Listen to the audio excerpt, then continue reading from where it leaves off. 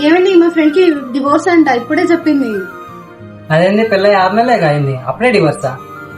అప్పుడంటే monthly 1 lakh salary ఉండే, car ఉంది, హౌస్ ఉంది, ఫైనాన్షియల్ గా స్టేబుల్ ఉన్నారు కదా అని చెప్పి చేసినారు. కానీ ఇప్పుడు అన్ని లేఅఫ్స్ అవుతున్నాయి కదా.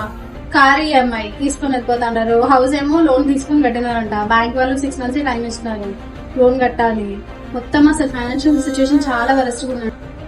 అయితే పైసలు చూసి పిల్లలు ఇచ్చిరా, మంచిని చూసి పిల్లలు ఇచ్చిరా? అదే పైసలు లేని వాటితో కష్టాలలో సంతోషంగా ఎట్లుంటా అని చెప్పి డివోర్స్ ఇప్పించేస్తున్నారు, వేరే పెళ్లి చేసేస్తారంట అమ్మాయికి. అలా అయితే ఆమె జిందగీలా ఎప్పుడూ హ్యాపీగా ఉండదు.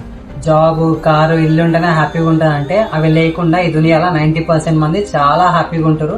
15,000కి 10,000కి 20,000 జీతాన్ని కూడా అడ్జస్ట్ అయ్యి చాలా మంది అమ్మాయిలు వాళ్ళ హస్బెండ్స్ తో సంతోషంగా సపోర్ట్ చేసుకుంటూ ఉన్నారు. కష్టాలు వచ్చినాయి, డబ్బులు లేవని చెప్పి వదిలేసేది ఉంటే ఆమె జీవితంలో ఎవరితో సంతోషంగా ఉండదు, ఎవరి దగ్గర ఎప్పటికీ డబ్బులు ఉండవు. అంతెందుకు, డబ్బులు ఉంటేనే సంతోషంగా ఉన్న వాళ్ళు కూడా ఎవరు లేరు. సెలబ్రిటీస్ ఎంతమంది ఎంత డబ్బున్నా గానీ డైవర్స్ తీసుకొని ఎవరిది వాళ్ళు సపరేట్ అయిపోతూనే ఉన్నారు. డబ్బు ఉంటేనే మనిషితోని సంతోషంగా ఉంటారు అనేది ఎప్పటికీ నిజం కాదు. డబ్బు లేకపోయినా మనిషి తోడుగా ఉంటే హ్యాపీగా చాలా మంది ఉంటారు. దానికి ఎగ్జాంపుల్ మా మమ్మీ డాడీ.